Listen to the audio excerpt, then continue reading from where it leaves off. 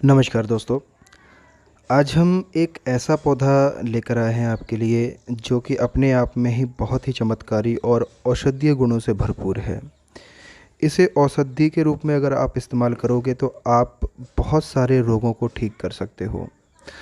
तो सबसे पहले तो आप इसे पहचान लीजिए। आपने ज़रूर इसे वर्षा ऋतु में देखा होगा, जब बारिश होती है तब इस पौधे को आपने खाली पड़ी ज़मीन पे या फिर खेतों में, सड़क के किनारे कहीं ना कहीं ज़रूर देखा होगा। तो दोस्तों सबसे पहले पहचान लीजिए, इसका नाम है दोस्तों गुम्मा। दोस्तों इसे गुम्मा इसलिए कहा जाता है क्योंकि ये गुम्बे की तरह होता है और एक के ऊपर एक इसका जो फूल टाइप जो देख रहे हैं आप, गोल गोल ये लगते हैं, उसी में से पत्ते निकलते हैं, फिर उसी के ऊपर दूसरा फल भी लगता है इसका। ठीक है। और दोस्तों ये बहुत ही चमत्कारी पौधा है और इसे अगर आप इसको अगर आप घर पे ले आते हो उखाड़ कर और इसको अगर औषधि के रूप में इस्तेमाल करते हो तो आप अपने बहुत सारे रोगों को ठीक कर सकते हो। जी हाँ दोस्तों, इसे गुम्मा भी कहा जाता है और द्रोण पुष्पी भी कहा जाता है।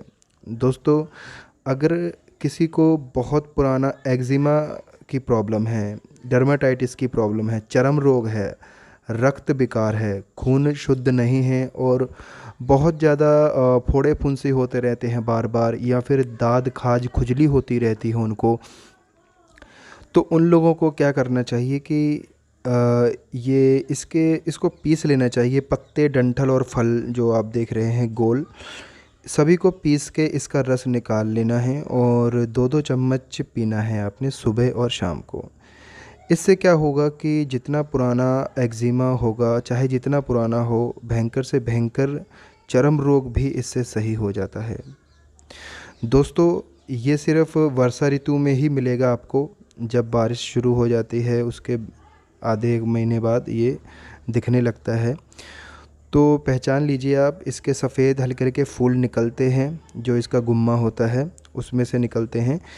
और इसके पत्ते थोड़े लंबे लंबे होते हैं जैसे कि मिर्च के पत्ते होते हैं, और भी बहुत सारे पौधे होते हैं इसकी तरह, तो आप देख लीजिए। और दोस्तों वैसे तो ये वर्षा ऋतु में मिलता है, और अगर आपको जैसे कि बाद में चाहिए, ज़रूरी नहीं कि आपको वर्षा ऋतु में ही ये दाद खाज खुजली हो गई, तो अगर आपको बाद में होती है, ठीक है, सर्दियों में हो गई, ठीक है, तो उसमें क्या करना है आपने कि इसके पूरे के पूरे पेड़ को उखाड़ के, ठीक है, पूरा पेड़ उखाड़ लेना है और धो के सुखा लेना है इसको। और सुखाने के बाद आपने इसे किसी लिफ पन्नी में, पॉलीथीन में बांध के रख देना है। जब आपको इसकी ज़रूरत पड़े तो आपने क्या करना है कि इसका कुछ भाग लेना है, ठीक है, पूरा मतलब सब कुछ आ जाए उसी में, जड़ भी आ जाए, पत्ते भी आ जाएं और ये गुम्मा भी आ जाए। इसको क्या करना है कि आपने 1 कप पानी में उबालना है 10 से 15 मिनट तक। उबालने के बाद जब 1/4 रह जाता है, यानी कि मतलब चौथा हिस्सा रह जाएगा जब इसका, तो आपने उतार लेना है और ठंडा करके आपने इसको खाली पेट पीना है। तो ये उतना ही फ़ायदा करेगा जितना कि ताज़ा फ़ायदा करता है, ठीक है। तो देखो, दाद खाज खुजली के लिए, चर्म रोग के लिए, एक्जिमा, सोरासिस के लिए ये बहुत ही बढ़िया दवाई है। रक्त विकार के लिए बहुत बढ़िया दवाई है, ये बहुत बढ़िया औषधि है, जड़ी बूटी है, ठीक है। और दूसरा जो इसका फ़ायदा है दोस्तों वो है लीवर के लिए। जिनको लीवर के ऊपर गर्मी हो गई है, बार बार पीलिया होता रहता है, जॉन्डिस हो जाता है जिनको, ठीक है, हेपेटाइटिस की प्रॉब्लम है, तो वो लोग भी इसका इस्तेमाल कर सकते हैं। उनको क्या करना है कि इसके पौधे को सुखा के चूर्ण बना लेना है, पाउडर बना लेना है और 1-1 चम्मच सुबह शाम लेना है। तो पुराने से पुराने पीलिया का रोग भी ठीक हो जाएगा, चाहे जितनी बार उसको पीलिया हो गया हो और लीवर भी ख़राब रहता है, तो वो लोग इसके चूर्ण को लीजिए, या फिर इसका काढ़ा बना के भी पी सकते हैं, जैसा कि मैंने अभी बताया था, सुखा के पानी में उबाल के, ठीक है। तो जितना मर्जी पुराना पी लिया हो वो भी इससे सही हो जाता है। तो दोस्त तीसरा जो इसका फ़ायदा है वो है यूरिन इन्फेक्शन के लिए। जिनको मूत्र विकार है, पेशाब करने में जलन होती है, बहुत ज़्यादा बूंद बूंद पेशाब गिरता है और बहुत भयंकर दर्द होता है और जलन भी होती है, तो वो लोग भी इसका जो चूर्ण है ले सकते हैं, उनको भी बहुत ज़्यादा फ़ायदा होगा। या फिर इसके पत्तों का रस रस मिल जाए अगर, तो तुरंत इसका रस भी पी लें 2-2 चम्मच सुबह शाम।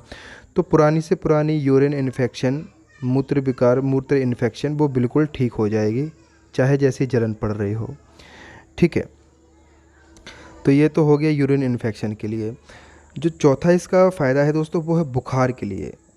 कई लोगों को बुखार जो होता है वो पूरी तरह से नहीं चढ़ता है, ठीक है, अंदर अंदर बना रहता है और हाथ पाँव में दर्द रहता है, काम करने में मन नहीं लगता है, हाथ और पैर के जो तलवे होते हैं उनमें मतलब गर्म रहते हैं वो बहुत ज़्यादा, और सिर भी गर्म रहता है। खाना खाने के बाद मतलब हल्का गर्म हो जाता है शरीर, सुस्ती आ जाती है, नींद आने लगती है बहुत ज़्यादा, और पूरा शरीर गर्म हो जाता है। तो ऐसे बुखार के लिए रामबाण इलाज है ये जड़ी बूटी।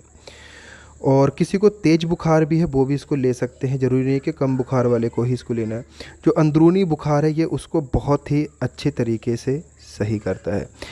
उसमें क्या करना होता है दोस्तों कि आपने इसकी जड़ को ले आना है, ठीक है, धो के आपने क्या करना है कि 1 कप पानी में इसकी जड़ को उबालना है। जब 1/4 रह जाए, मतलब चौथा हिस्सा रह जाए पानी का, तो निकाल लेना है और इसकी जड़ को पीस लेना है। जो निकाल के उसमें से पीस के फिर उसी में डाल देना है, उसी पानी में। फिर कपड़े से अच्छे से निचोड़ लेना है इसके काढ़े को, और वो काढ़ा आपने रोज़ खाली पेट पीना है। दोस्तों यकीन मानिए आपका 1 हफ्ते के अंदर पुरानी से पुराना अंदरूनी बुखार बिल्कुल ठीक हो जाएगा। और अगर किसी को तेज़ बुखार चढ़ा हुआ है तो वो इसके पत्तों का रस, ताज़ा पत्तों का रस तुरंत पिएगा, आधे घंटे के अंदर अंदर ही उसका बुखार उतर जाएगा, पसीना बहुत ज़्यादा आएगा इससे, और बहुत ही बढ़िया दवाई है दोस्तों ये, एक बार ज़रूर आप इस्तेमाल करके देखना। तो अगला जो इसका फ़ायदा है दोस्तों वो है सर्दी, खांसी, जुखाम के लिए।